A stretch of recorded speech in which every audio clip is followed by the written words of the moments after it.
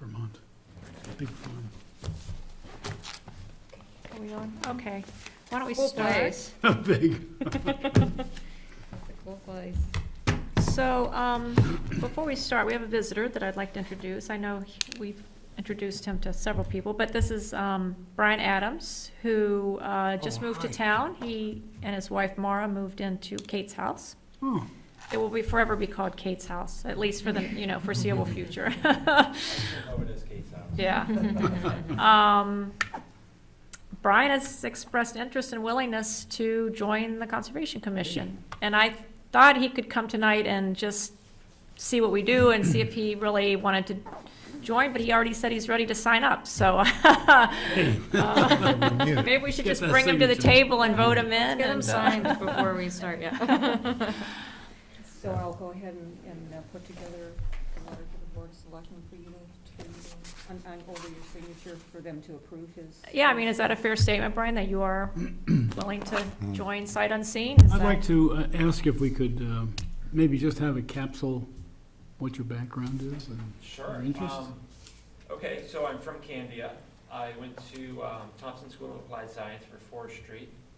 I then transferred to the four-year program, but I finished my bachelor degree at Unity College in Environmental Policy. Mhm. I studied building science and energy efficiency, very far from forestry. But I was able to build a career in that industry, and so now I'm a commissioning engineer for a company out of Boxford, Massachusetts. I work from home, and I commission building energy systems. And he When comes were you at highly Unity? recommended. I was at Thompson School from 93 to 95, and then the four-year program from 95 to 97. At Unity? Oh, I'm sorry, from Unity, I was there 97 to 2001. Was Mitch Thomashaw the president then? I think he may have been, it's gone through a number of presidents. That's cool. Yeah. And he comes highly recommended by He was- Kate, Oh, well, that his case. predecessor. Mentor at Antioch. And actually, maybe we should all introduce ourselves too, because we haven't done that. So, I mean, you've been introduced kind of informally, but I'm Sarita Fry, I'm the chair, and I work at UNH, although I don't think we crossed paths.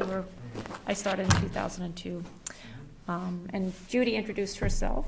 So, I'm Haley Andriozzi. I live on South Road here in Deerfield. Professionally, I work for UNH Cooperative Extension as a wildlife biologist, and so work in the natural resources program there. Hi, we just talked. The voice on the phone.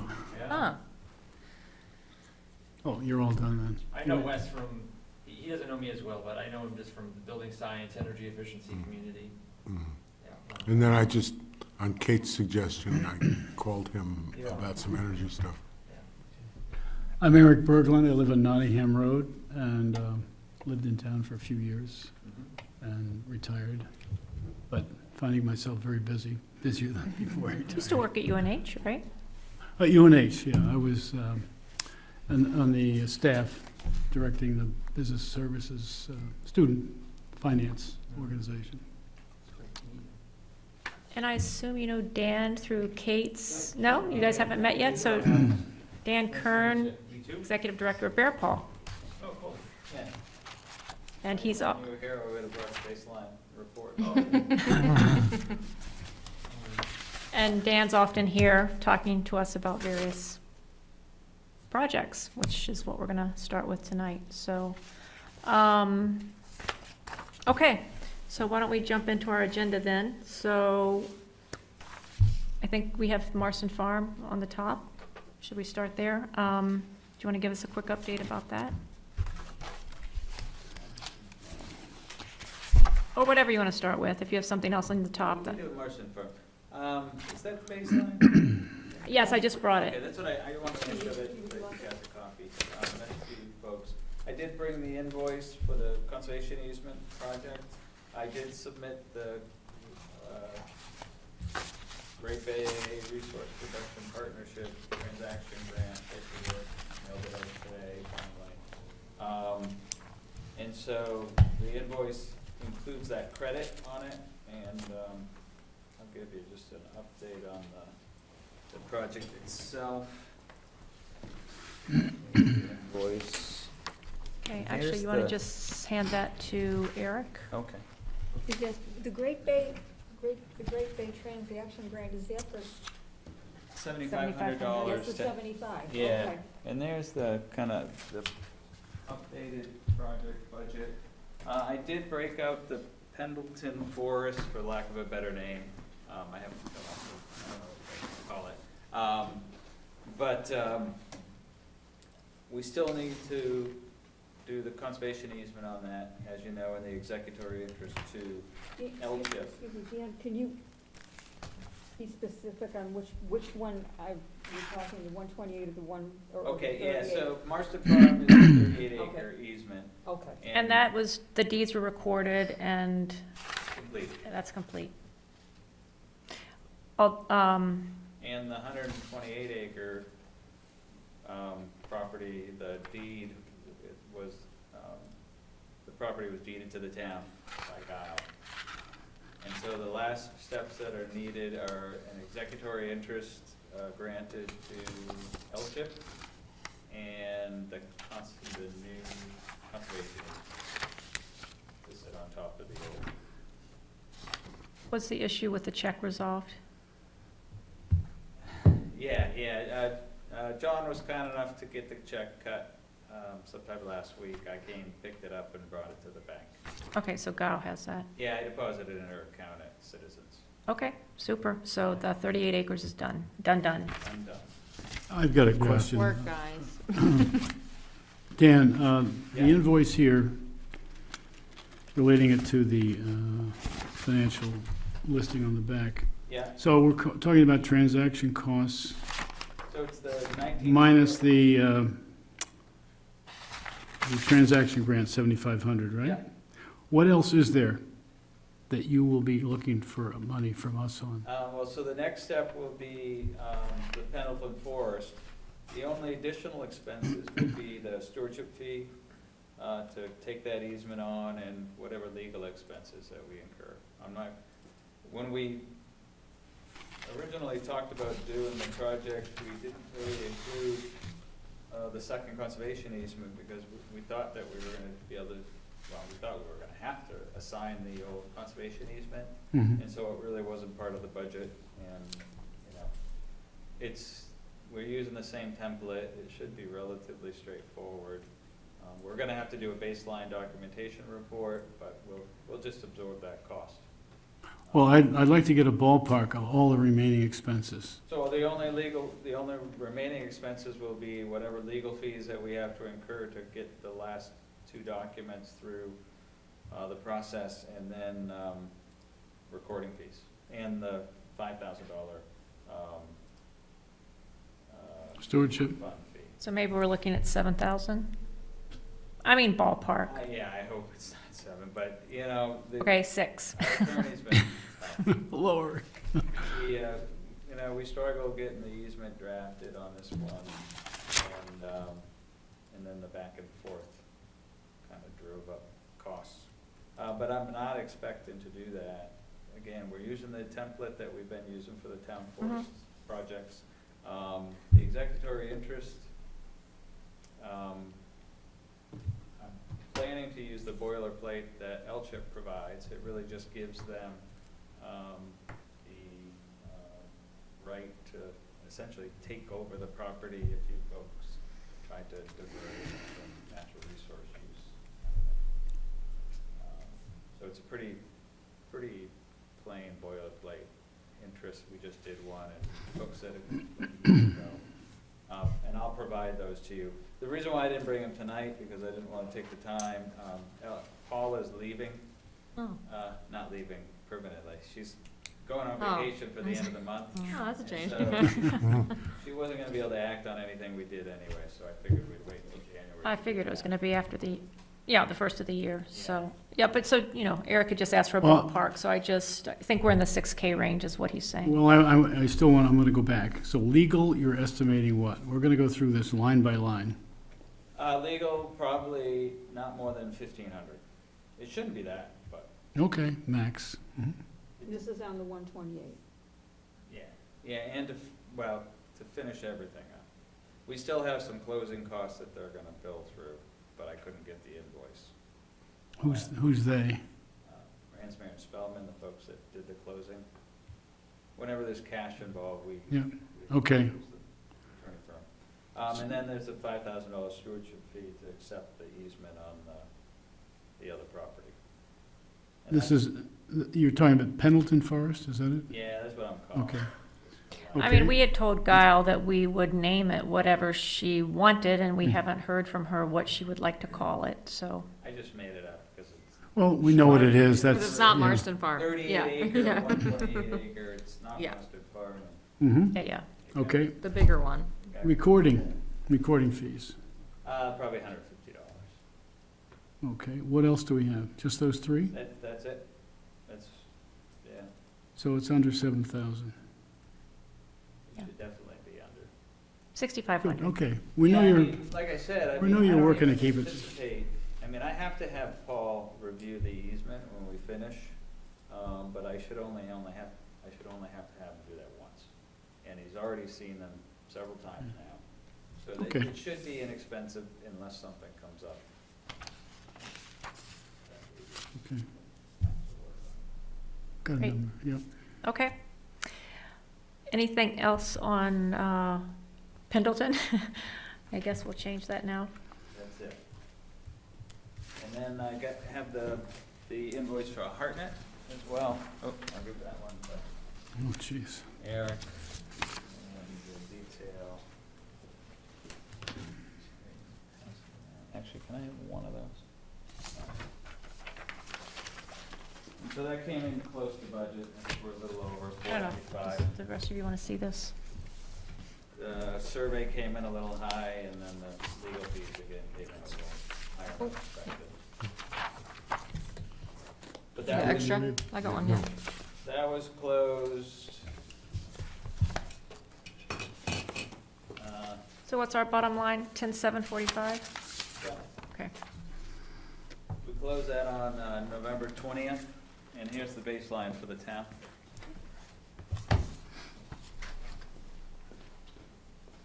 And so that's completed.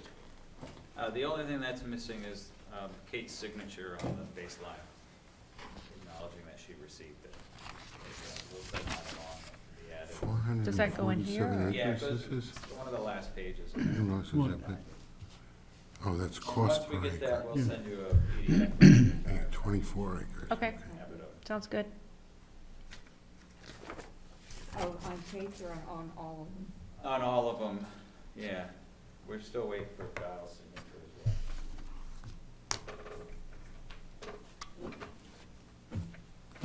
Is that project 36 on my notes? Yes. That's number 36? Yeah. Okay. Okay, The, so I've got left, well, I've got a brief update on Matthews North Road. okay. Our surveyor has completed at least a draft of the survey that he's gonna do for the property, and he's blazed it. We're working on the baseline, and, I'm gonna meet soon with Nancy, to review the terms of the easement. And that's that. I have the Boisvert easement, and it was kinda on the back burner with all the other stuff that we were doing, but I thought, I'm sorry, Dan, can we go back to Matthews for a minute? So, so we approved to do 50% of the appraisal costs, Yeah. and so that's in process? yeah, actually tomorrow I'm going to meet the appraiser on the property so that he can review it, and hopefully we'll have the report. And on the other parcels, she's donating an easement, and we approved the transaction costs, which since Eric is tallying money there, we estimated 18K for that, for the transaction costs related to that, On on the Matthews donated easement. Mathis? The North Road one. Can I see it? If you're making notes on, Oh, I am, yep, okay, Yeah, we should be able to close that in the first quarter of next year. okay, yeah. sounds Let me good. ask about, who's doing the appraisal? On Nancy's, Errol Charbonneau, he's with Crafts Appraisal Services. What kind of cost is that? The total cost I think he gave us was about $4,800, and we have a grant for almost half of that, and then your match for the other. How about the guy out in Oh. Houston? Scott, Yeah, he didn't bid it, and I haven't, oh, okay, well, kinda disappeared. yeah, He's been swamped. well, well, he was always very, it was always, well, late, but his fees, he's professional, he does a good job, he's just a little I bit know. late, but he charges attractive fees. Yeah, and I think he's so attractive that he's just got too much business, and Maybe so, okay. he's been hard to get a hold of. So Okay. The total for the appraisal was 4,800. Yeah, 48, and I can't remember what you folks approved to pay. 50% of the, 4,500, I think, so it was like 50% of the appraisal costs of the land surrounding the house, not to exceed 2,500. There you go. Yep.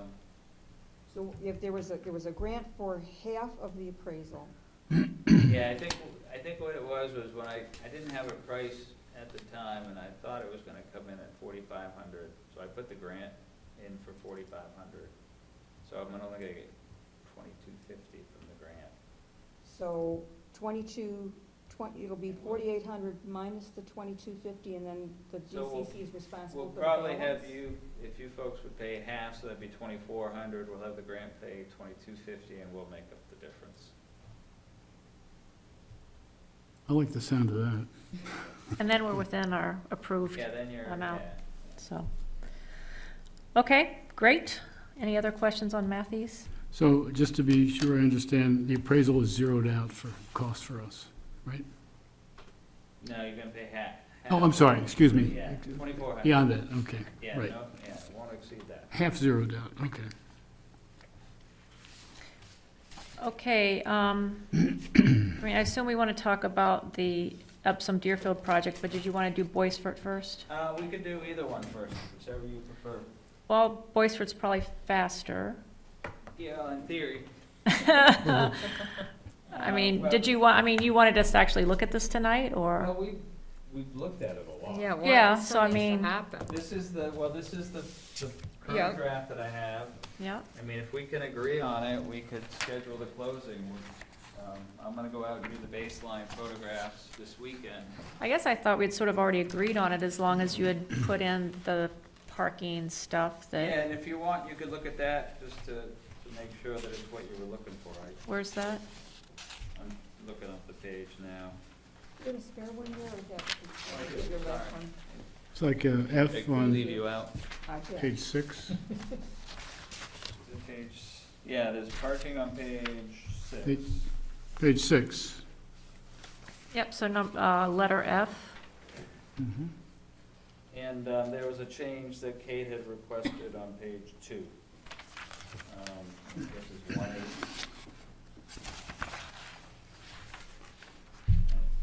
As far as I know, those were the last changes, but I just wanted to make sure we all agreed on them before we tried to finish it up. Oh, I think Eric is the one that was having conversations about the parking language with Kate and Frank, and so I think maybe if you're comfortable with what's there. I haven't read it yet. I'm back on page 2. Oh, is that where we started with?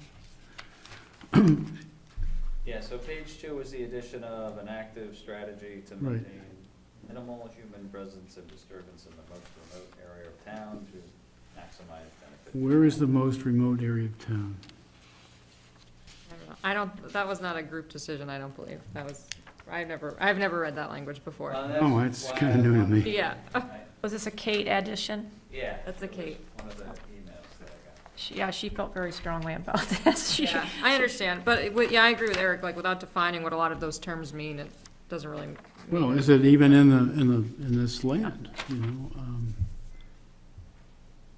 I just think it's redundant to some of the information that's, some of the purposes that are already there about protecting biodiversity and maintaining contiguous blocks of habitat in open space, but, On the other hand, does having It it there doesn't- hurt anything? I no, don't know. exactly, yeah. That was my next statement, sir. Yeah. At some point, one just, Yeah. I don't know. So in the interest of speed, we let it go. You shouldn't and add it to it the just, 10 foot, I guess. I would, I don't think it Yeah, does, I don't think yeah, it changes anything. No, I agree, I just don't think we should add it to our template. Yeah, yeah, I Yeah. would agree with that. And then, on page 6 is the parking, single area, 1,500 square feet.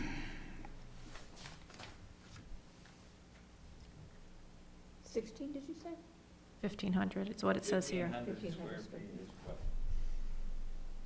consisting of permeable surface.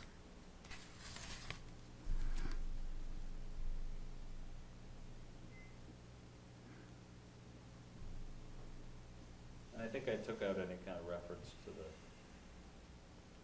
usually we try to keep them close to the road, but there really isn't a road. Right.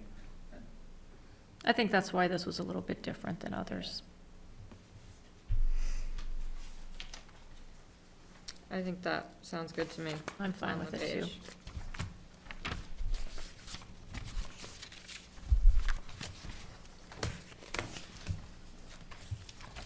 So I mean, unless Eric has changes on that, I'm gonna make a motion that we approve this easement. I'm okay. Okay, Haley's gonna second it. Took the words right out of my mouth. All in favor? Aye. Who Any officially opposed? seconded? Haley. Haley did, okay. Well, I don't know if it was official or Take it not, from but you, Wes, yeah. it was an unofficial second. And then I use the draft 2018-11-12? That's the permanent number Yeah, on I'm that one? pretty sure that's what it- That is the last one? That should be the last, And so what's left then to do? to bring it to the, I mean, we'll do the baseline, we just gotta finish it up, but we could have it all done for 2 weeks out. And is this something that the town, the Board of Selectmen signs, needs Yeah, to they sign have to again? sign it. Okay, we may not get on their agenda until after the holidays, Okay, I'm guessing. I mean, I can try. I guess I can get on the soonest available within like 2 weeks out, is yeah, that? if we could get 2 weeks out, just to make sure we have enough time to finish the photographs. Technically, we do it after, but it's, rather have it done first. And it's sort of the same that they've been doing for the last couple. It's just signing Yeah. the easement document. The difference on this one, probably is that you probably want to remind them that it was approved at town meeting. Yeah, yeah. And that we've been working on it for a while. Yeah. Okay, I'll get the correct dates before I show up. Okay. 2 weeks out. Yeah, so 2 weeks out, it's putting us right at Christmas, so I'm thinking that, I think we're close to that. So it'll probably be January, but Mhm. I'll let you know. Okay. Great. Yeah, be nice to get that done. Well, we're ending the year on a high note with a bunch of completion, so that's great. And then Epsom Deerfield, is that next on your list, Dan? That can be next, yes. And last, I guess, I've run out of files. And I don't have the darn budget that I've been working on. But so we got the grant, we went down Friday for the announcement. And I just accepted it for Yeah, the thank you. project. Yep, thanks for doing that. And Yeah. unfortunately, I didn't get a chance to say hi, but John was there, Mr. Reagan. Regan? Oh, Reagan. What was he doing? He was there as part of the crowd. I heard him, they introduced whatever legislators and stuff that were there, and I heard his name, but I didn't get a chance to say hello.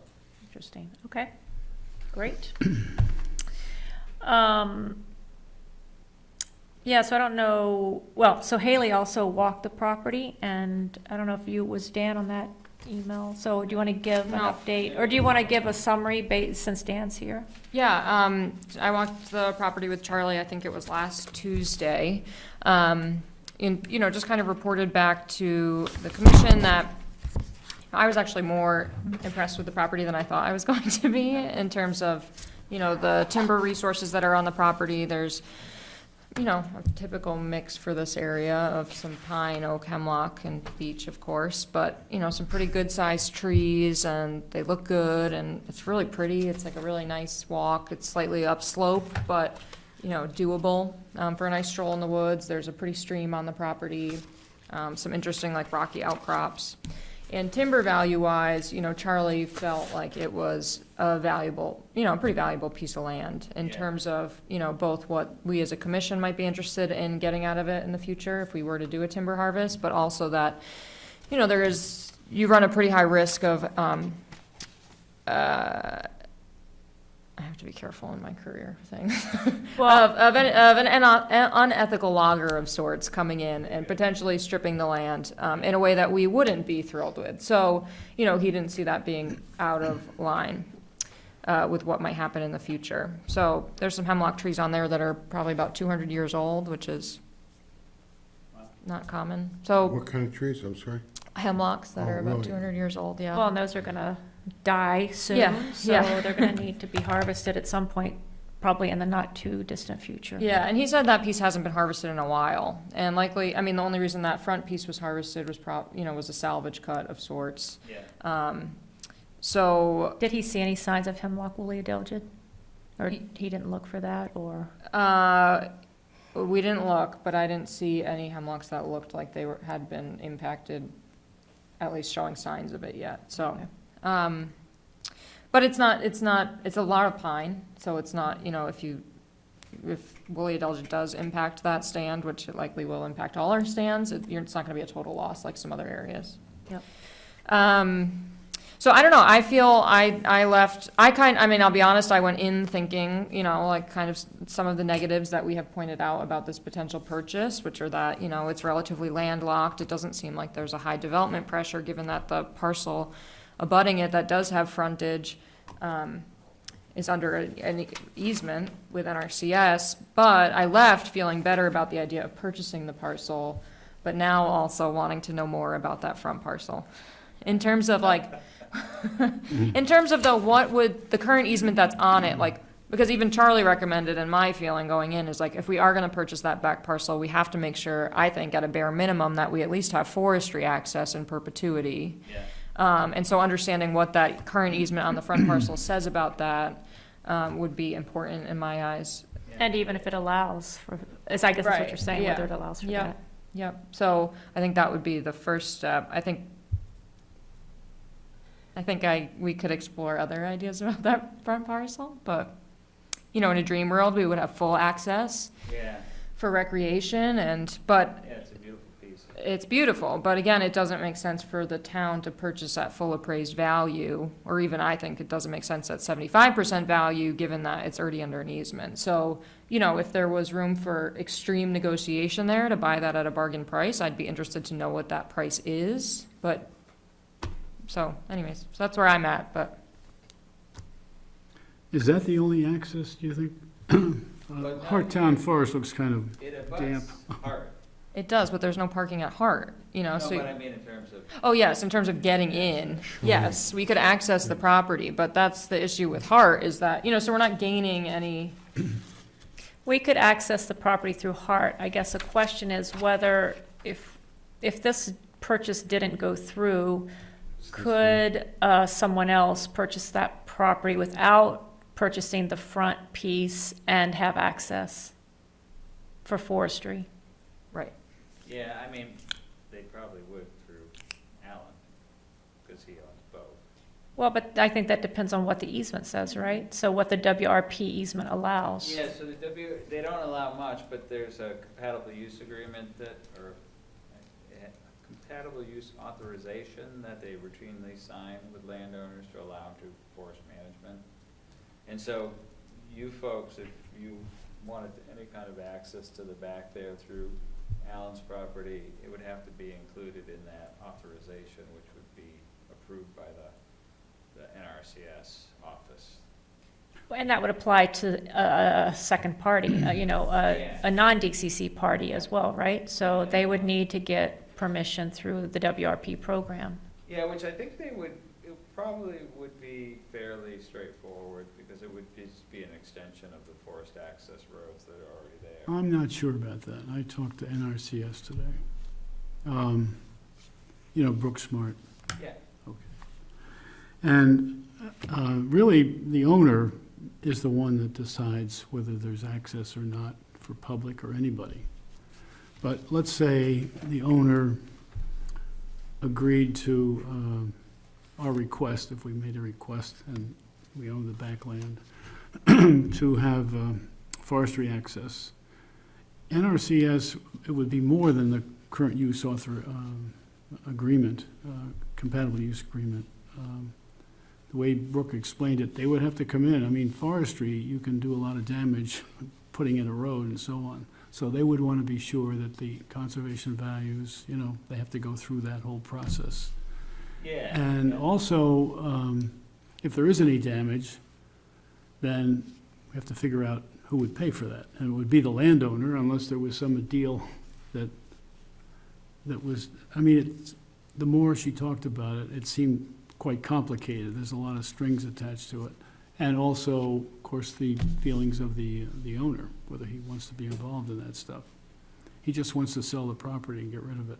I mean, it's, I guess my concern is less about whether it would be onerous for us, because we could access it through the Harttown Forest. My interest is whether the value that we would gain, that a person, let's say a third party, would gain by the timber harvest, is counterbalanced by having to get this permission and go through that process. Because they're not going to have access through Harttown Forest. They would only have access over the WRP. And I'm wondering if the value of that landlocked piece goes down because of the hassle of getting that approval. That's what I'm trying to suss out, like, are we, well, it's hard to know without getting deeper into it, I think. well, And we have, also, how are we know, going to make a decision without getting deeper into it? I mean, that's my point. We need to make a decision on whether or not we're going to accept the offer or make a counter offer to buy that back land. And I don't feel like we're still kind of working on the edges, or, just Yeah. kind of with some assumptions that aren't very clear. I mean, I think the royal someone needs to have a conversation with NRCS, and I'm happy to reach out to Brooke and see what insight she can provide about that easement, or Dan. I just didn't want to do anything before speaking with Dan about what the next appropriate step would be. But I think ultimately, figuring out what the restrictions and would be on that current piece with frontage, not just restrictions, but what's allowed, both sides of the coin in terms of like what we would be able to do in terms of access, or someone else would be able to do in terms of access. Have we looked at maybe another access point coming through the Epsom Town Forest? Some way to, we're not talking about everyday traffic. Yeah, it's Talking about- pretty- I don't know, it's pretty steep Oh, is it? I backside, can't. Mhm. but that would be something Charlie would know more about. Yeah. It's a long way as well. He seemed to think, forestry access would be ideal off of that current landing. He said, as it stands, some of those Yeah. skid trails need a little bit of work, but, he said just figure in like $1,000 or something for repairing roads as Yeah. part of a logging job next time you get in there, but. Well, we could, there's also, I'm not sure how the contour is on the southern side of this property, but James Road comes in there, and there are people friendly to conservation in that area that might own land right up to, I don't know who owns it, but get a right-of-way. Purchase a right-of-way. There's two different questions here. We're talking about two different things. One is, if we purchase it, do we have sufficient access for forestry? And then secondly, if we don't purchase it and someone else does, is there an incentive, does the value of the property decline because of the difficulty they're going to get access? So we're not going to give them access through Harttown Forest, most likely. Right. They're not Do they going to get indeed would they indeed have access? I Yeah, thought that's the that was question. We don't know. over Yeah. the WRP. Yeah.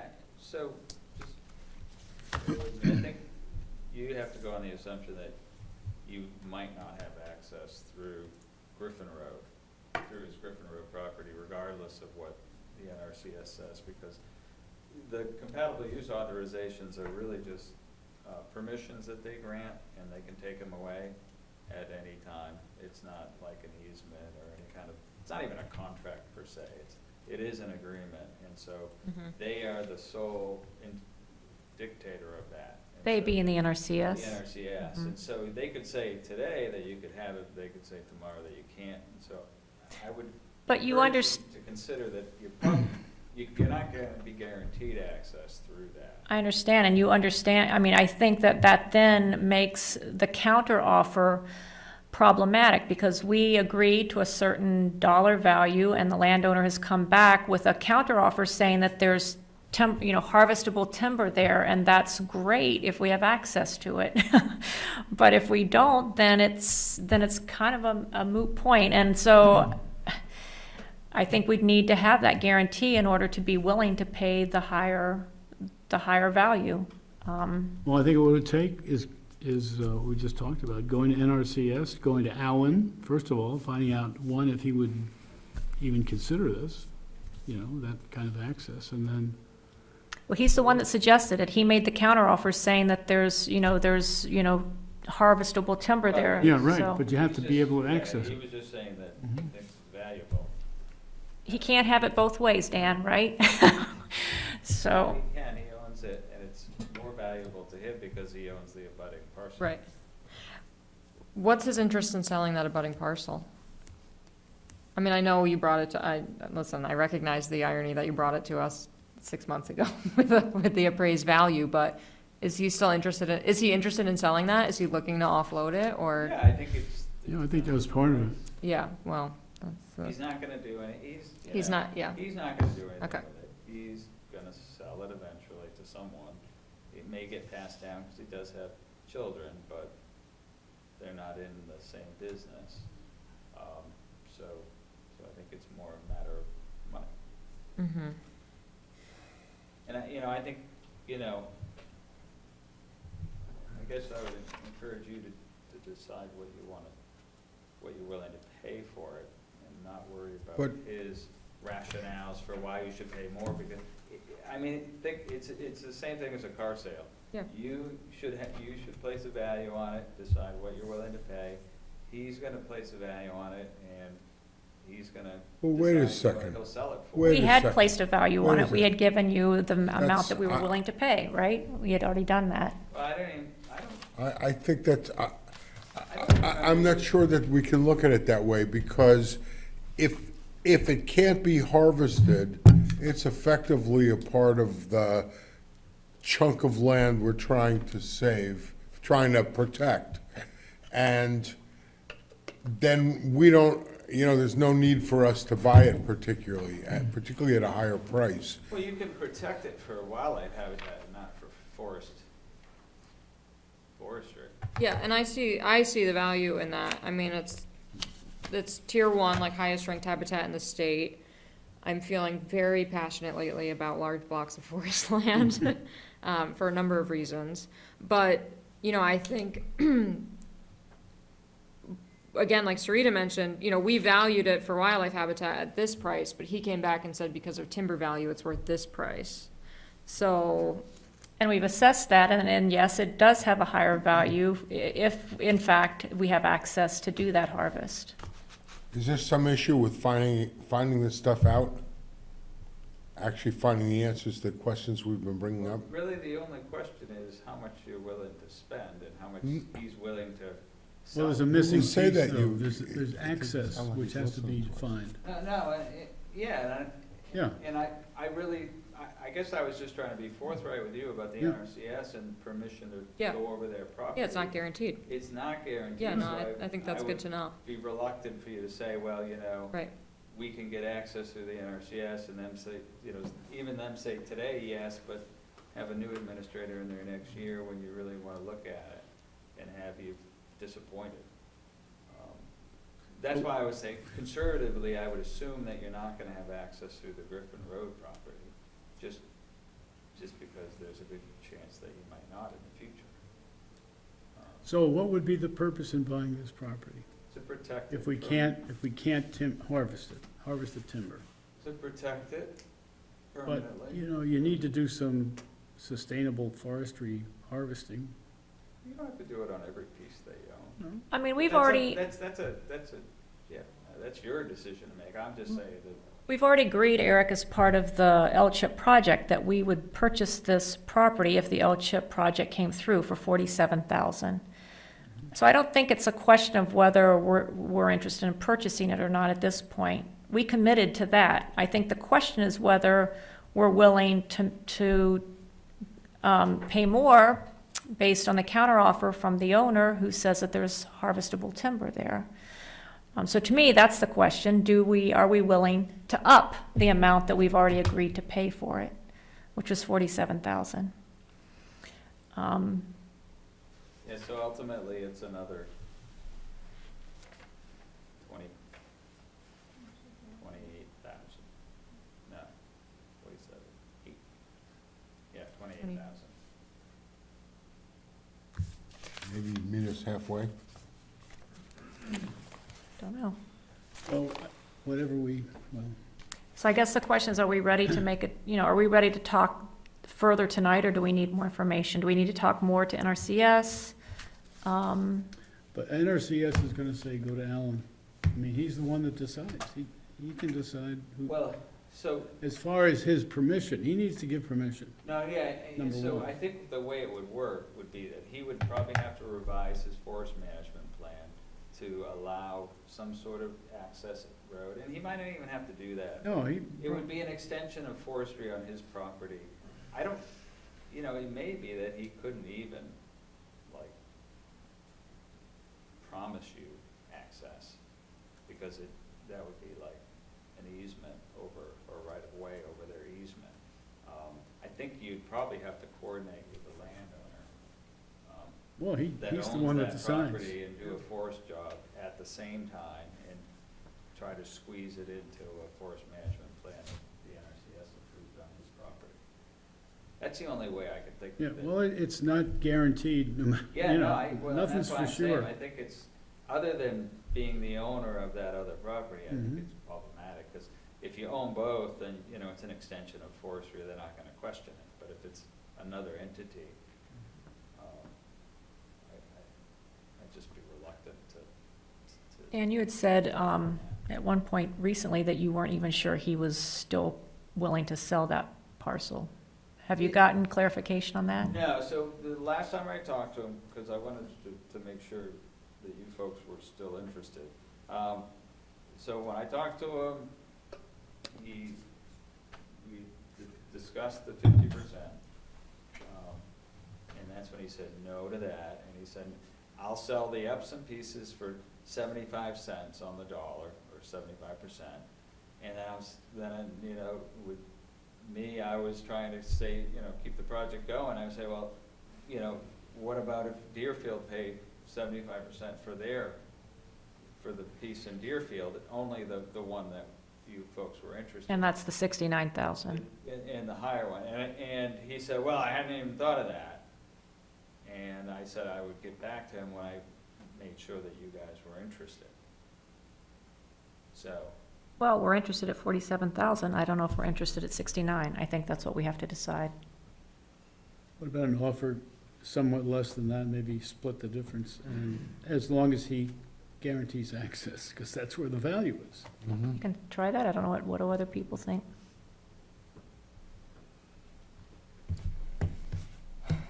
Yeah, I would be more comfortable closer to the original number we agreed on. And again, I don't know if he can guarantee access, but we need Well, to explore what access looks like. Yeah. Well, that would be some of the backup for why we're coming in at a lower price. Yeah. Yep. So, No, exactly. so what would that be? Just so I have a number. So we're at 69 minus 47. And if we split the difference, it's 11,000 higher, so that's 40. 58. We're paying 58. 58,000. That's 58, yeah. Our cost, so that doesn't include the L-chip funding. So that's, Well, So 58 plus 28, is that what that is?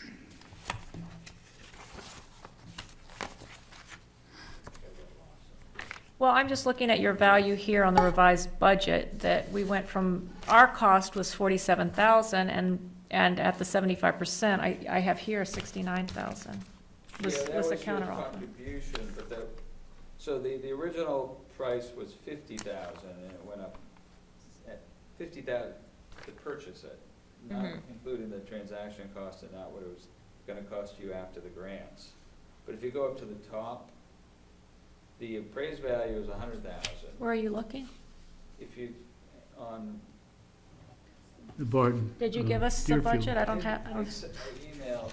yeah, I don't have that. the last meeting, but I don't have that. Yeah, I have the old one. Okay. Okay, I don't have it in front of me, so the can you? appraised value was 100,000, Yep. and what we had offered him was 50. And the 47 that you're talking about is after, plus transaction cost, less the, Okay, less the grant. So we talked about the 75,000 instead of 50. I and see. So splitting that would be 12 and a half. right? 62.5. Yep. And then I can rework the budget on that, and I can say that you folks would be interested in purchasing at 62.5, but you would want him to give you whatever he could in terms of access. Well, We'd have to work out a legal agreement. So since, Eric, you were doing numbers, I think all of the transaction costs that we talked about earlier in the hour come to about 52,000. And then if we tack this on, that's 60, another 62. Is that what we just said? So that's 114, which, or 115, let's say, you know, that leaves us with a total conservation fund of about 85,000. So it's diminishing our conservation Right. fund. we You know, we're definitely in getting that down mode. because we're doing a lot of projects lately. So just, I think that also has to be a factor. Absolutely. Yeah. So, for what that's worth.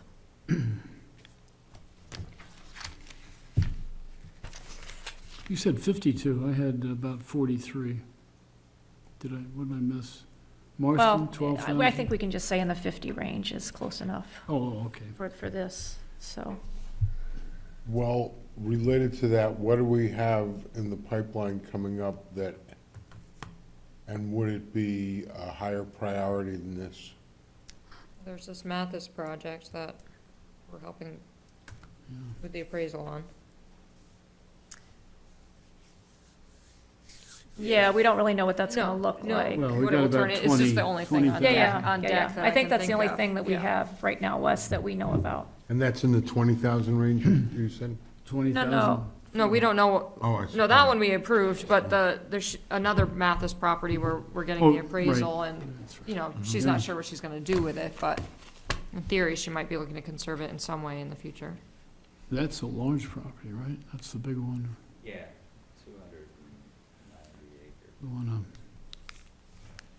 So, you know, it's just something to consider. We have, you know, the amount of money coming into the conservation fund is not large, so Right. typically, so. I mean, the Barton situation is it's just not ideal. I mean, when I was out with Charlie, I said to him, like, I wish that WRE easement did not exist on that front parcel, because it would make things much more cut and dry. Yes, of course, there's 280 acres here, we'd love to buy it all and conserve it all, and, you know, it would make it much more clear for me, but the fact that that parcel with frontage is conserved and there's all these access questions, just makes it much more gray. Did. The WRP, yeah, if he wants to sell the WRP one for 25% of the appraised cost, I'd be, no, I'm not kidding, I'd be super interested, but I can't also justify spending our limited town resources We'd have nothing left in our conservation fund if we buy that parcel. to buy I something mean, that that's would be already- the end to of buy our- something that's already so- protected. So, I mean, if he wants to donate the WRP and then we give him full cost for the Yeah. backland, sounds like a great deal. yeah, well, I mean, honestly, though, I know, I mean, it doesn't seem like he's looking to, it looks like he's looking, He's- Rightfully so. He's yeah, rightfully so. not interested. He's not trying to motivated maximize to sell. financial He's resources. Yeah, okay. Looking forward to Would he be interested in having a wetland named after him? I mean, that would be great, you know, connected Town to Hart. forest, It would be, yeah. you know, we could change the name of Yeah. Hart Town Forest to Right. whatever his last name is, so. Yeah. Barton, Alan Barton. No, that, and again, so yeah, it would be a lot more clear, but just the way that parcelized area is protected makes it.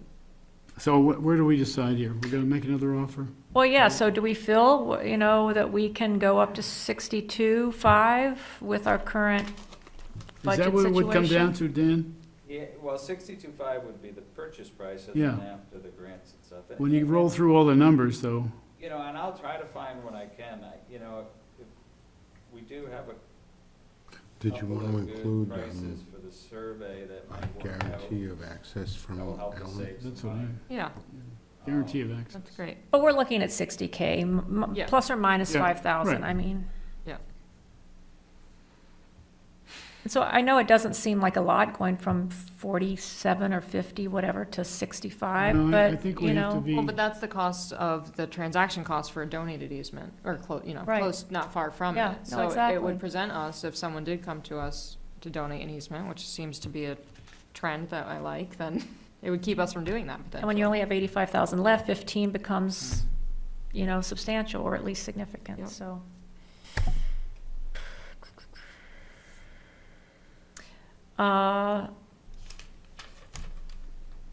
So do we want to make a decision tonight, or do we want to think some more about it? Okay, we're gonna, I guess, think about it. Let you what do we know. have to do about L-chip here? Is that, I didn't see the mention in the paper in the article, L-chip, you know, on Sunday or whatever, about, they talked about saving, you know, adding on to the Epsom Town Forest, L-chip, but nothing about Deerfield. We left you out?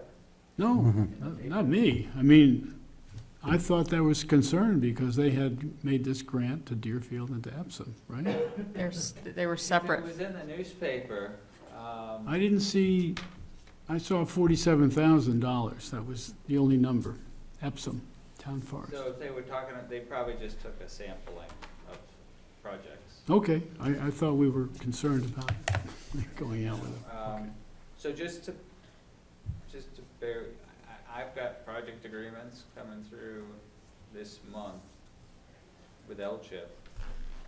And if I don't have a project, I mean, I can probably kick it into January, but at some point, you've got to turn down the grant. I guess I'm confused, because usually we have a year, we have a year on To these. close, but Mhm. not to decide whether you want the grant. And I'm not trying to rush it, I'm just trying to. No, yeah, No, you I just let us totally know understand. what we have to deal with. Yeah, I mean, they are gonna send out the documents, and I can delay it, and she's not surprised when I'm. So if the Deerfield side fell through, they would still go ahead with the Epsom side, but they wouldn't put that funding toward the Epsom side. No, they split them into the 48 for Epsom, 27 for Deerfield. Yep. I guess it's just that access question. It should be just Mhm. a couple emails, I think, to Brooke, again, if you need me to No, I help mean, figure if anything you- out, but, If you wanna, as a prospective buyer, if you wanna check with her, because that's totally out of our hands. yeah. That's not something we do. I mean, I think it would somehow have to be couched in his forest management plan. I don't know how else they would do it. They may just say no. Yeah. Who are we talking about here? Is this, If we check with NRCS? NRCS and see what our options would be, what we would need to have access, they could at least provide guidance on whether or not, Al's permission is enough, if he needs to update his forest management plan, what that looks like. oh, But we well, also don't know that he is going to go for splitting it in half. He may say, no, it's 75% or nothing, right? So we also need to know whether he's open to that. Go to him and say 62.5 with forest access. Yeah, okay. So let's do both of those things at the same time, right? yeah, if he can't guarantee, I mean, it's not a done deal until we find Yeah, out. so he might say, that sounds good, I'm happy Right. to give access, and then we go to Brooke, and she said, that's all you need is Barton's approval for access, and we go, great, Well, it's both gonna be things more fell than into that, I place. think. Okay, so you're But- saying right, we but- can give Dan permission to go ahead and ask if he's willing to accept that price, I think so. Sure. okay? Okay, so we're going with, And I'll 60. rework, I'll rework budget and see. Because we did, like I said, we got some survey proposals in, and I think they're lower than 12, so that will help save it. Yeah, I don't know if we need a vote at this point. I mean, this is a negotiation that we normally don't do in public, but that we are doing at the moment, so. That's fine. um, No, and I don't need a vote, I'm just go-between anyway. So it's not official entry. Yeah, I mean, we probably should have gone into executive session, but whatever, we didn't do that. Okay, so the number is, the offer number is what? 62.5? Well, plus, I mean, Dan has to Yeah, figure it out with, from the, given the LCHIP grant, what that actually comes out to, but for us, Oh, well, what our cost is. Right.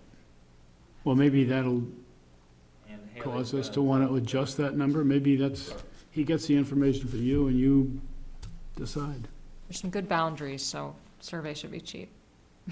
Yeah, except it's on the side of the mountain. It's that a was nice the one- walk, stone walls the whole way. One of the things, Easy. because we've Art. gotten a price that was. The NRCS boundaries already marked, we're good. Okay, so just to be clear and to summarize, Haley's going to talk to Yes. NRCS about, more about access, and Dan's going to talk to the landowner to see if this is even palatable. Yeah. Yep. Okay, great. And then we should shoot to make a final decision that we vote on at our next meeting. Yeah, and I'll work on the documents in between. Okay. These in. Okay, is everyone happy with that for now? As happy as we can be. Okay, All right. is that it, Dan? Dan. Thanks. That is it. Thank you. Thank you, Dan. Dan. Thanks.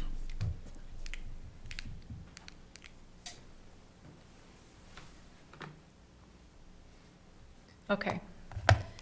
Should we just go down the list here and do our regular business? So I make a motion that we vote to approve our minutes from the November 12th regular meeting. I'll second. I've got a question. Was it, which one is the revised one? There were two you sent out, right, Judy? The revised should be what she sent yesterday or the day before. Yeah, the latest one, the one I sent was-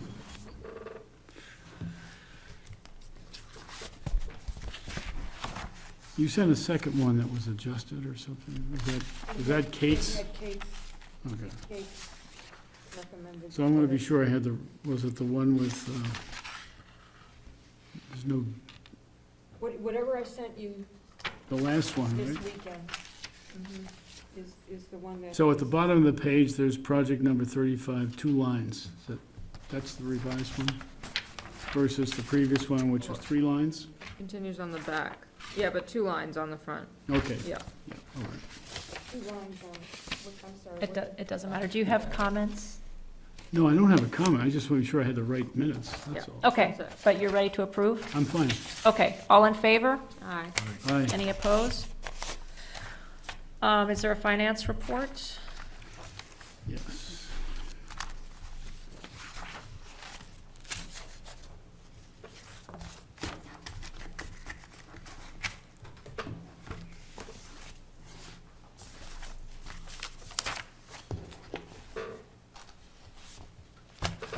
Okay, I have one report for October. And I have an unaudited, unofficial, at the end of November, from the bank statement. I did ask the treasurer to prepare the report. Told her the bank statement was in the town office. We need it. Haven't gotten it, so. The end of October,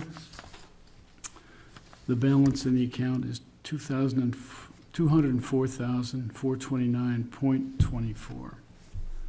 And the additions this month in October were 2. There was a land use change tax deposit of $8,100 and interest of $42.51. Do those come quarterly? Pardon me? Do those come quarterly, those land use change taxes? Oh, they do. They typically fall the first month after the quarter closes. So October would be right after the, But we get a deposit every quarter of the land use change tax. I'm sorry? We get a deposit of land use change tax every quarter. Yes. So we get 4 of those a year. I'm just trying to figure out kind of what we have coming into the account on an annual basis. Hmm. So, you know, that's Well, that's this- 32,000. This year has been up compared to prior years. But it's about 30,000. That's what, I'm just, you know, as we Yeah, talk okay. about our budget, I think it's helpful to know what we have coming in versus what Sure, we have going absolutely. out. You know, we need to have that Take 2 years crystal to ball. recoup the cost of Yes, that project. exactly. Yeah. So, that's all. But, you know, the receipt of these funds is not predictable. Right. It's based on, of course, a lot of converting of open space to Mhm. unopen space, so. Right, and it depends on the economy, whether Mhm. it's a high year or I a low can, year. I can get some history on that, maybe to help us see what the past has been and what maybe projected in the future. You know, there's a projected recession coming, so Yeah. whatever that's worth. Okay, now, the end of, did you get this report, by the way? I thought I copied you, I okay. have, yeah. The bank statement for the end of November. Let's see.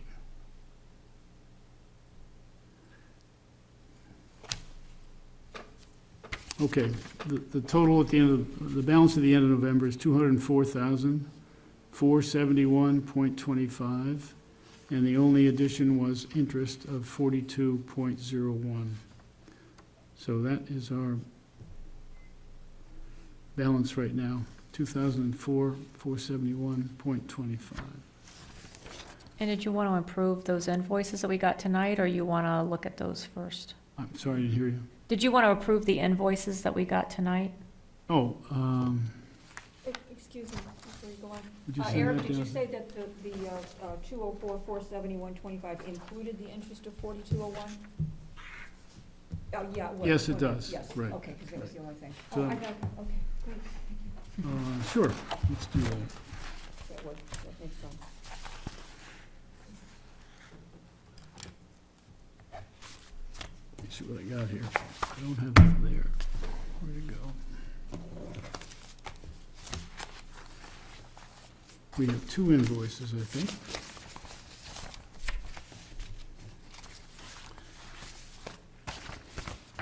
First of all, regarding Marston Farm, the amount is 11,801.59, and that is for stewardship and transactions less the grant of $7,500. This will be paid from the Conservation Fund. So I ask your approval on this. Second? It's 11 minus 7,500, you say?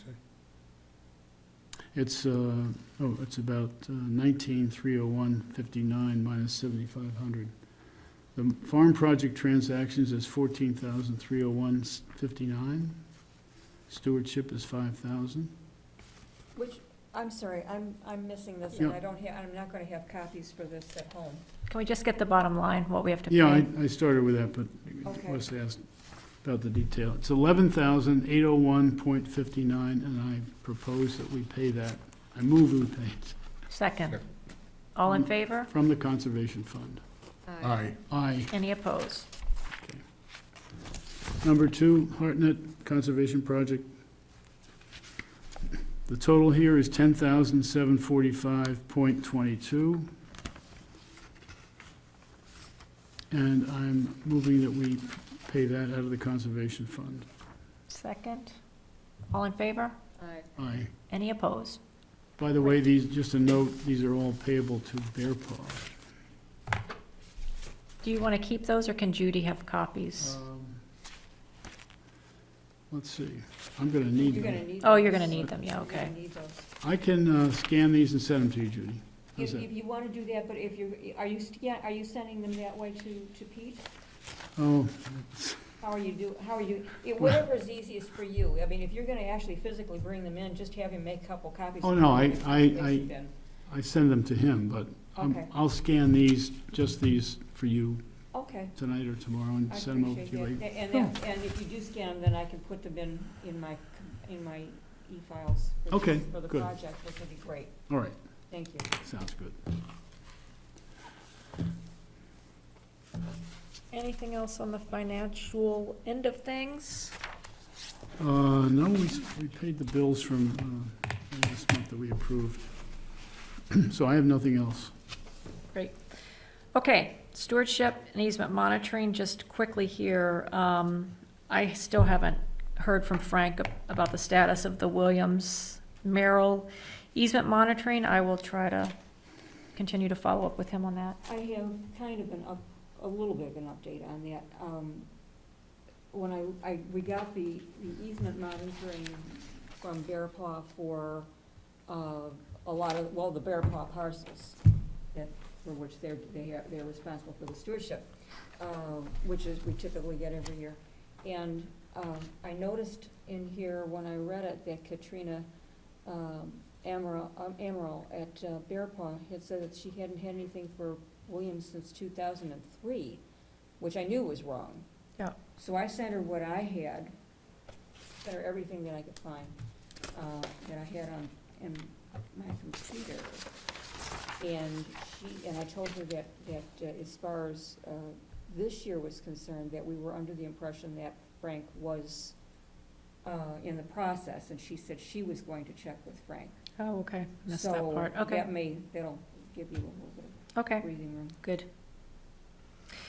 And then with the Curry Dushano easement, I mean, Ben was sort of working that, and he's now gone, so at some point, we'll need to have someone else pick that up, but it's been, as we all know, challenging to make that happen, so I don't know what we want to do with that, but. Yeah, I mean, it seems like even if we had an existing volunteer to monitor or found someone new, it seems like the same communication problem is not going away, so. Right, exactly. I'm not sure. And, I'm sure I could get Will to do the monitoring if we could actually Right, yeah. make the communication happen. So we'll just keep, I guess, we'll just keep that on our list and hope we can at some point make some progress. Okay, I think that's it for stewardship easement monitoring. The Great Brook and McNeil have been done for this year, and that paperwork's either in progress or has been done. On the Great Brook, I checked all my records, and I don't, with all the confusion last month, I don't think Al brought me the monitoring reports. He has finished it. I'm guessing he probably hasn't. I can Okay. check in with him. Okay, thank you. I was gonna call him this morning, and I thought, maybe I'll just wait. I can ask Will, he might know. Okay. Regulated wetlands and shorelands, there's, the first bullet is proposed wetlands rules hearings, and there's a note that Eric may have input. I don't know if you have anything to add to that, Eric? No, I don't. Okay. We have a permit here. Is this the LaBelle? Joyce LaBelle, is that? Yeah. So this is a, it says it's a wetlands permit application, but then a shoreline permit is checked, so maybe, do the shoreline permits fall under the wetlands permit? I'm a little bit confused about this. It's not a wetlands project, it's a proposal to put a seasonal boat dock in Pleasant Lake. And it's an expedited review, which we're supposed to sign off on, but the town signed it without having us sign. So Judy's a little unclear whether it's already been submitted and whether we need to sign or what we should do with this. It's a seasonal boat dock. It's being proposed for property owned by Deerfield because the person in question who's submitting the application does not have access to the lake and wants to use Deerfield property to put a seasonal boat dock in, and has apparently gotten permission from the town to do that.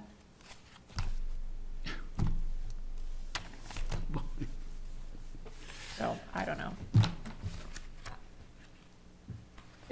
I'm just looking, Yes, she has already, we have Okay. had. she was denied an this was application denied. a couple And then months she ago. has since gone to the town and received written permission. I guess it's not unheard of And it just wasn't. Was it presented as an option to her last Yeah, round? mhm. I mean, I believe the property, it's on Gulf Road, and it's, Yeah. she's on the other side of Gulf Road from the lake. Okay. And, right directly across from her, it's town-owned property, their shoreline. Yeah, because I thought, so a couple months ago, it said that her application was denied because the lot doesn't include water frontage or Mhm. right to dockage. Right, and then. I thought we had a discussion about how like, Kate said that Yeah. the town was trying working to- things out, and apparently they did, there's written Okay, well documentation in her. And so now they're Yeah. submitting a who new, signed it at the town? Like, Kelly, It's the back, well, I mean, who signed the application? yeah, like Well, who no, the- approves it? I guess the Board of Selectmen. Yeah, it's the last two documents in the pile. There were two letters there, Yeah, it's signed by the Board of Selectmen. yeah, they all signed it. So, I mean, they're okay with it, it's just, Yeah. Sarita is being asked to sign off on an expedited permit. But there's no wetland impact, so I don't really understand why it's a wetlands permit. Wasn't it shoreline, isn't? So the shoreland permit process falls under the wetland. You know, all the like docks and everything fall Yeah. under the wetland. Right. so I see. think it's just- Because the only thing that they've checked is shoreland permit per RSA 483B.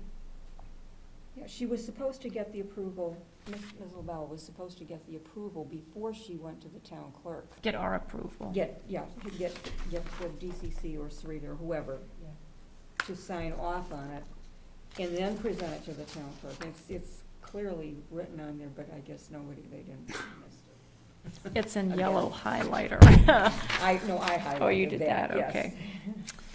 Anyway, Okay. are people okay with me signing this? And if you feel that it's appropriate, if you would have given permission based on this particular report, then you can sign it, and I can send it to Ms. LaBelle with a note saying, it should have been, you put the cart before the horse, but we're sending this to you just in the event that you haven't presented it to the wetland, to the I mean, if we don't approve it, I mean, what is our rationale? I mean, I don't know.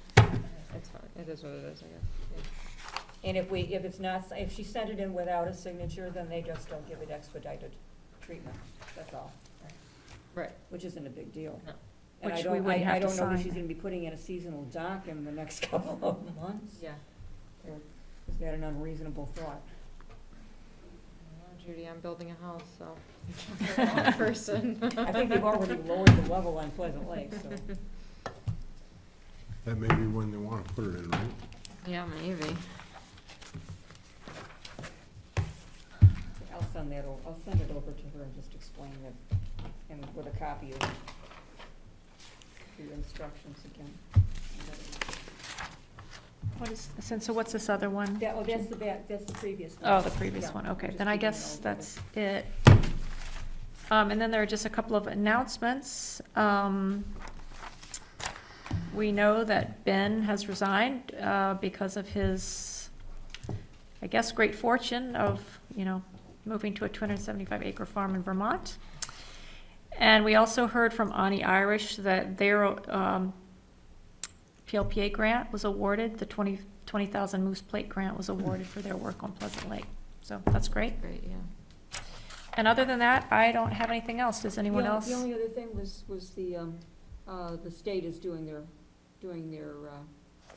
cut on the Woodman. So they have sent in another, we have The wetlands? we have a minimum impact forestry notification from the Department of Natural and Cultural Resources. We had previously had. got It's just a something about it, correspondence. yeah, It's not yeah. anything that, it's just a On notification. what property, Judy? Woodman's State Forest up, do you know where it's 407, 11, 23, and 24. Up, Oh, it's Mountain off- Road. Off Mountain Coffee Town Road, Adjacent to Northwood. 43. Yeah, pardon? It's off of Coffee Town Road. Yeah, It's Woodman Road, I yeah, think. it's almost inaccessible. Mm-hmm. Yeah, 407. and then there's 3 lot 30, which is Mhm. what 11, 20, Okay, any other announcements or, oh, actually Wes wanted to raise an issue. Well, yeah, thank you. Several other towns have passed various ordinances or, I don't know what you call them, but about becoming carbon neutral by a certain date, 2025, 2030. And we actually have some references to that in the last town master plan. But I was wondering, and nothing's been done about that, I was wondering about the idea of introducing an item on the ballot in March about that. And I'm just curious what people think. Could you remind us, Wes, we've passed a couple of other warrant articles recently about, I think, climate change and something else. Maybe, can you remind us what those were? Wasn't there something on the ballot last year? I think Wes thought about it, right? I don't recall. I thought you What's were it? talking about a warrant article as part of the, Paris Climate Agreement or something? Oh, that's, Or did that just never happen? I You were talking about something a year or so Yeah. ago. I don't recall it happening. Okay. I'm looking at the master plan.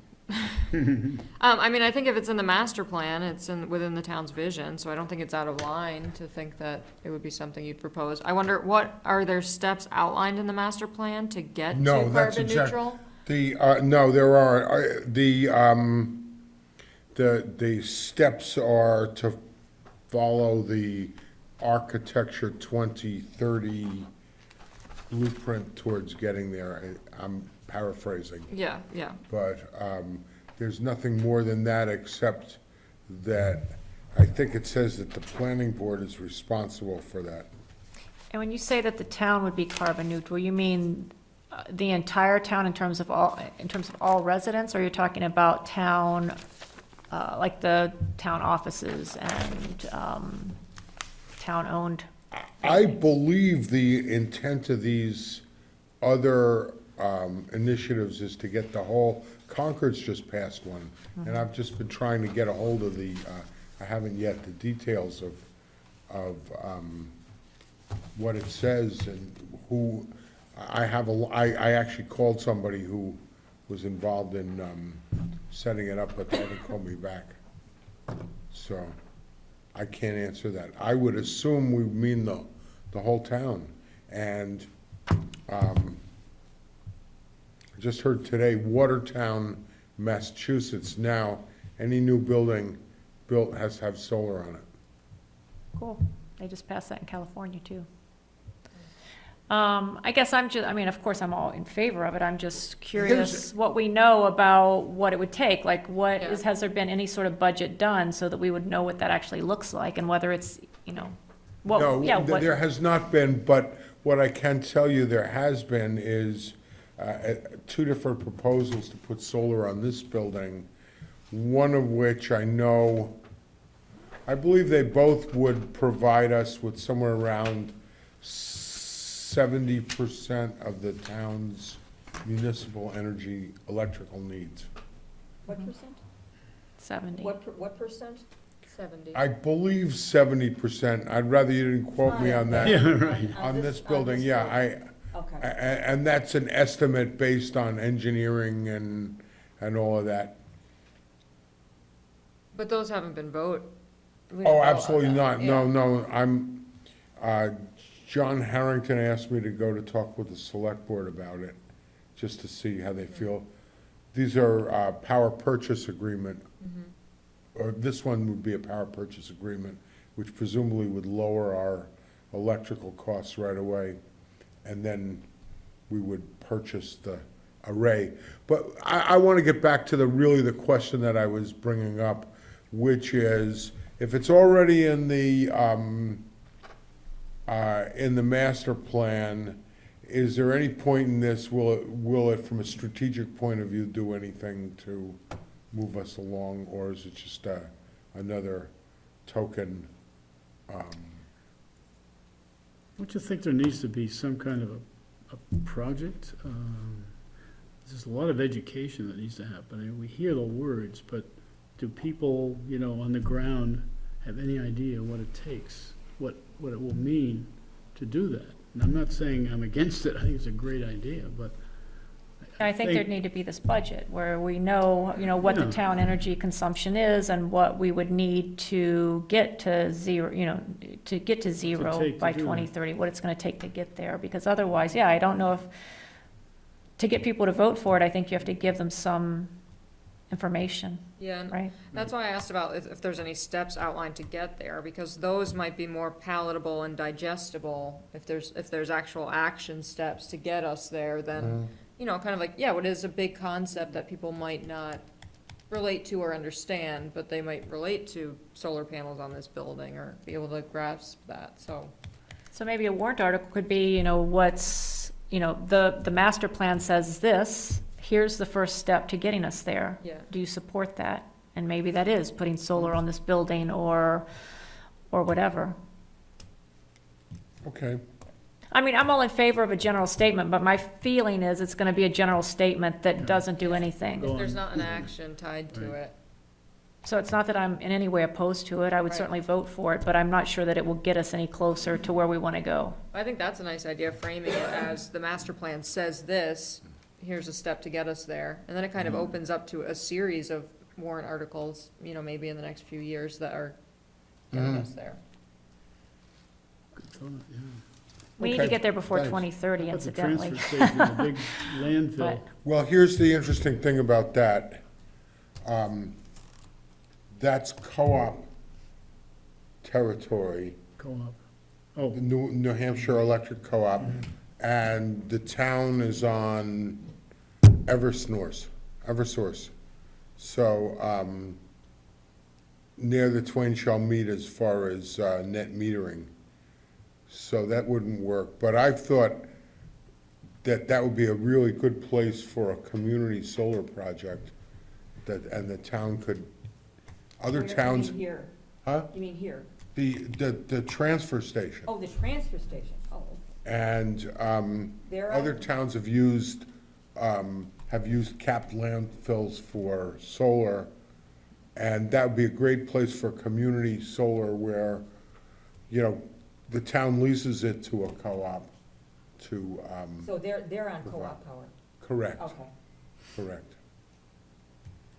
But all of this is conjecture and just, ideas at this point.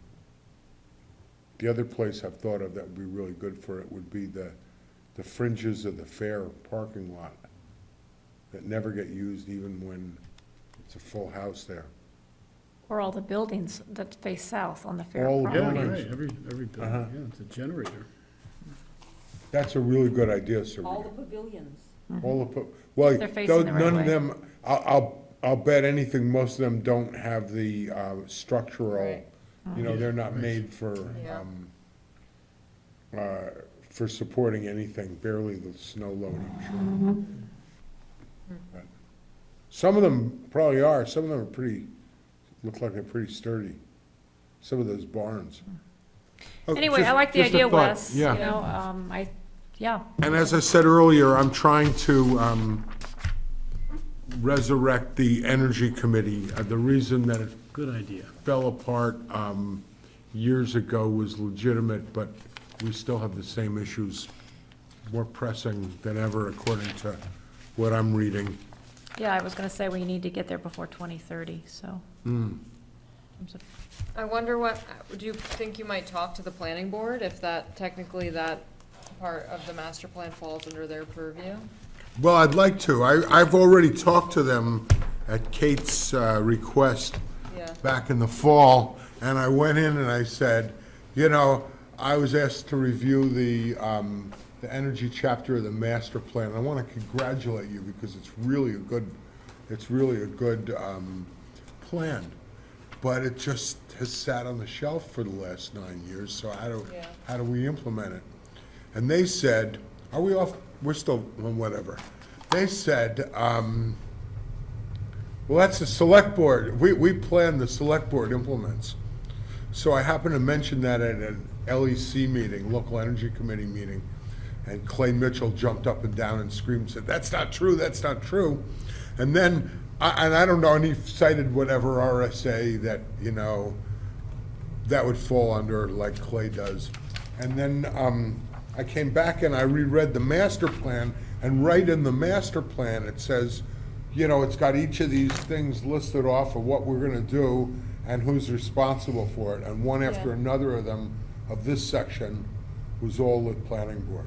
So I wanna go back to the planning board and say, listen, you know, but the truth of the matter is they've both sat on it for 9 years, Yeah. and nobody's gonna do nothing until somebody in town says, this really needs to get done, and we need to, you know, until they get some feedback from town people that it matters to them. Wes, did I hear rumors that the LEC is working on some model ordinance for solar zoning? Is that something Yes. that's happening? Yes. Would that be something you could bring to town meeting, or? I think, I have a copy of it. Yeah. And it's, to me, it's not really dealing with. I don't know anything about it other than. Yeah, it's well, I was gonna happening, say, to me, dealing with these things, it looks rather complex. Yeah. And it looks like the sort of thing where what they do is they give you a template for lots of towns and lots of legal questions and lots of questions that each town needs to answer. And this is just another reason we need at least an energy committee, if Yeah. not a lawyer. And so I thought about that, but I just don't think we're ready for it now. And I haven't had my ear totally to the ground, but when we did Solar Up, the feeling I got was that, what's his name, the building inspector, Rick, was being very helpful and cooperative with them. And there are some towns I've heard of where that's not at all the case. So I'm not exactly, I haven't heard of any issues, but I would like to see things set up so that in the future, things can be done and the structure is there, so things like group solar or, you know, community solar, or another thing that I think we should look at, and we can look at this from a, you know, readiness point of view, is what do you call it, a microgrid, so that in the case of, you know, if we got solar on this building, for example, in the case of a power outage, the solar would still, normally, when you have net metering, that goes out with the grid, but there's ways of doing it to isolate a separate microgrid. Other towns are doing it in the name of being prepared, you know, for emergencies. And I think we should be looking at that too as a possibility. There's grants out there, you know, not lots of money, but other towns are doing this. Why shouldn't we? We should be.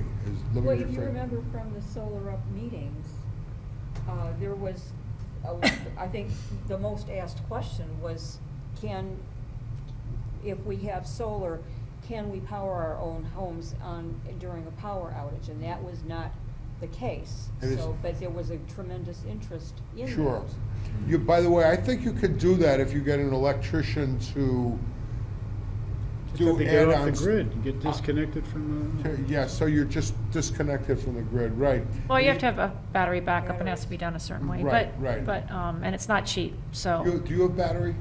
no, because it's, you know, Yeah, I another know. 10 to 15,000 to do that. 5 years, I'm told. That's what they're saying. 5 years. I thought And- Tesla had something that was coming that was going to be. They do, affordable. but Tesla, it's but- 12,000. Elon Musk is gonna It's make it expensive faster. and it's hard to get. What is it called? Powerwall, solar wall? Yeah, Powerwall. Powerwall? Yeah, Anyway, anybody know anyone who said hopefully would like to be on an energy committee? Because we need to move forward on this stuff. I will put that in my thinking cap and let you know. Yeah, I'm sure. You've got plenty of time, Sarita. No, I'll think about who else might be able to do it. I have a thought on that. Yeah. Bob Cody is now moving on to the planning board with Kate's departure. And he's an engineer, I'm not sure, environmental engineer, but he also lives in a totally off-the-grid solar home. Bob Cody. So if you went to the planning Yeah, board, yeah. you can talk to them and also grab him. Great idea, thank you. Okay. Yeah, I'm going to propose that we adjourn. That's my proposal. Wow. I'm making a motion. Wow, this is a I'll record. second. Is All this in- really 9:30? The Just clock? need 4 members. and then Maybe. you're- All in favor? Any Aye. opposed? Please don't take Oh, I've got one thing here I didn't mention. Am I turning it We belong to the Lamprey River watershed, so